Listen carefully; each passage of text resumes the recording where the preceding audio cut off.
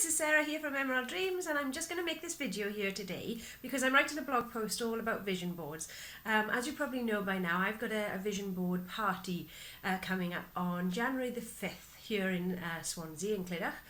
And it's going to be running in the afternoon, and I just wanted to tell you a little bit about vision boards if you've never done one before, of why I think everybody should have a vision board. Now, I've been using them myself for many years, and I find them really effective. Now, if you've never done one or you're not sure what a vision board is, let me just read to you from Wikipedia. A dream board or a vision board is a collage of images, pictures and affirmations of one's dreams and desires, designed to serve as a source of inspiration and motivation. The usefulness of vision boards has been endorsed by many celebrities, including Oprah Winfrey and Steve Harvey.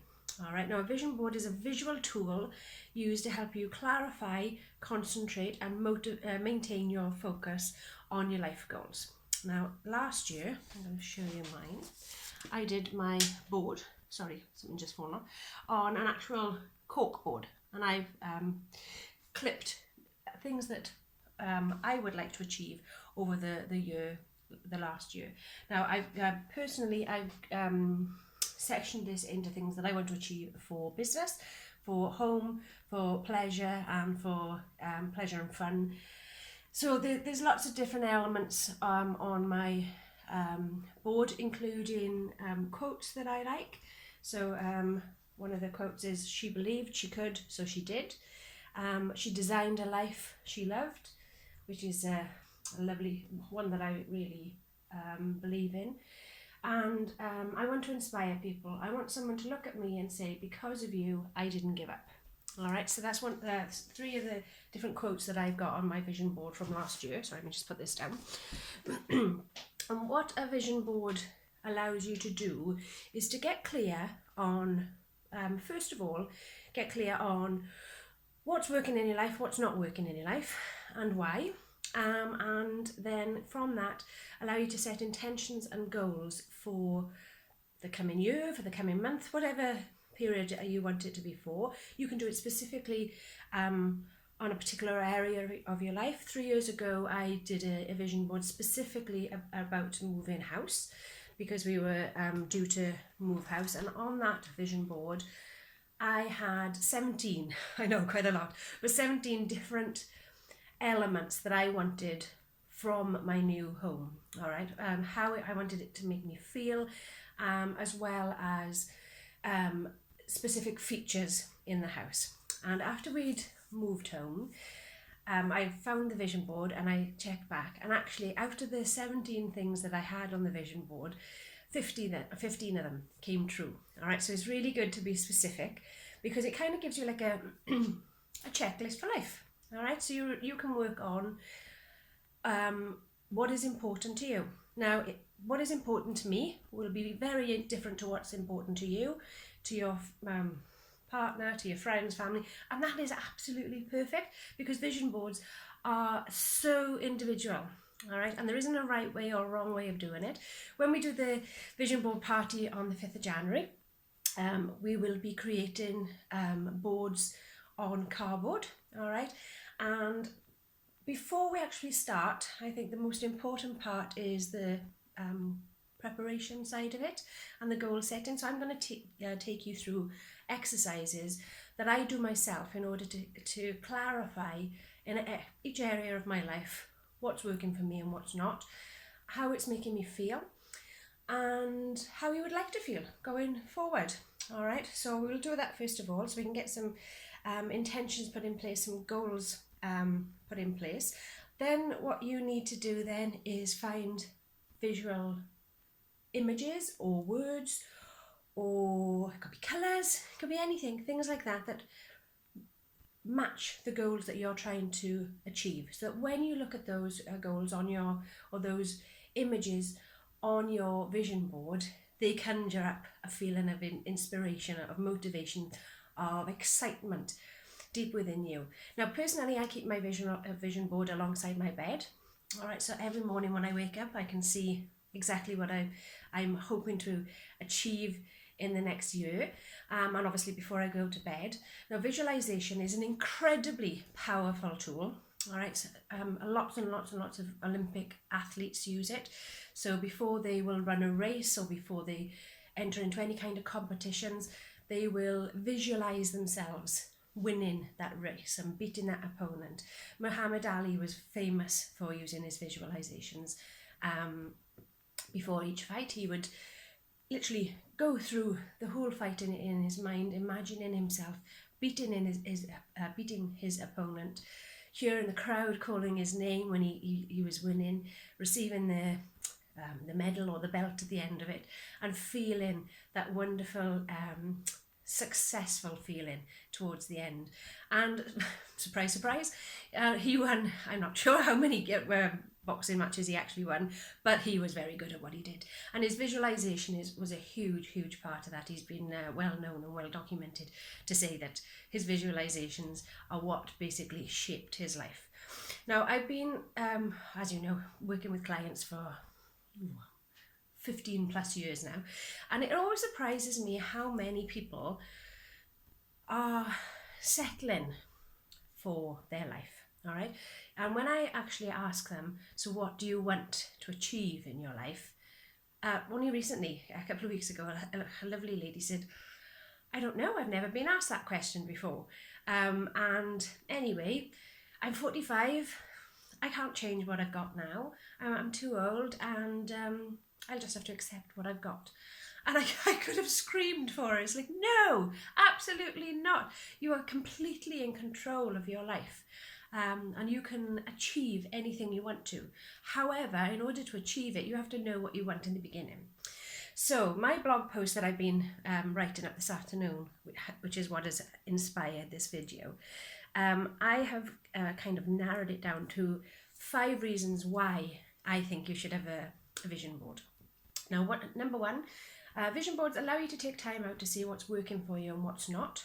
All right. Most people, life is so busy and we just cruise on life rather than actually assessing what's working for you and what isn't. All right. But until you sit down and contemplate for a little while on what areas of your life are working and what are not, then you can't really change anything. So that's one part that we will be covering in the workshop, in the vision board party, is, as I say, what's working for you and what isn't. All right. Then the next one is, it's about actually creating a board of what you actually want. Okay, what you really want to happen in your life, what you want to achieve, where you want to go, things you may want materially in your life, but also about, I think more importantly, is how you want to feel emotionally in your life. So like on my board, I've got things like, I want to feel confident, I want to feel satisfied, I want to feel happy, I want to feel fulfilled, motivated. So things like that, to me, when I look at them, that's how I want to create my life, to make me feel. All right. So it's all about knowing exactly what you want to achieve, so that we can put in place specific actions then in order to make it happen. All right. Now, vision boards also allow you to get creative. As I say, most people's lives are so busy. We get up, we go to work, we look after the children, we do some cleaning, we do some shopping, washing, quite mundane stuff, but it's all routine. All right. And it's quite easy to get stuck in your life, not necessarily having much fun. All right. When you're little, when you're young, you can spend hours make believing different scenarios with maybe your dolls or your footballs or your friends, things like that, and having lots and lots of fun. But as an adult, we tend not to be so creative, maybe because of time, or maybe because it's as we get more and more older, we feel that we have more responsibility. But setting aside time to create a vision board allows you to get creative.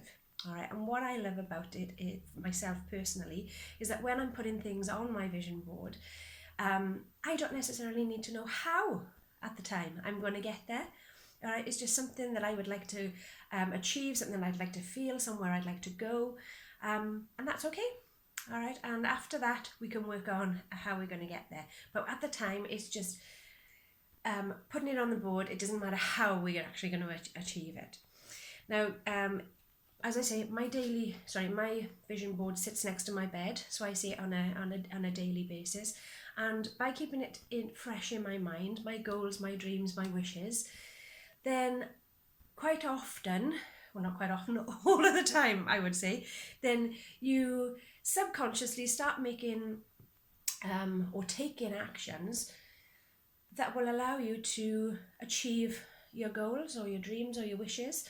And it always surprises me every year when I look back at the end of the year at my vision board of what I've actually managed to achieve.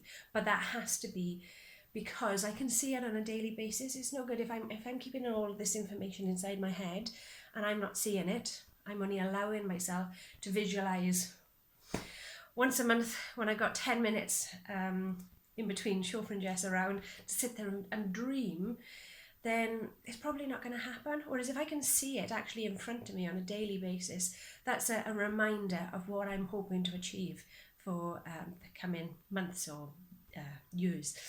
So it allows you to definitely use your visualization skills. All right, and then lastly, I would have said personally, my vision board makes me more productive because, as I say, I can see my goals, my dreams in front of me, and I know what to focus on.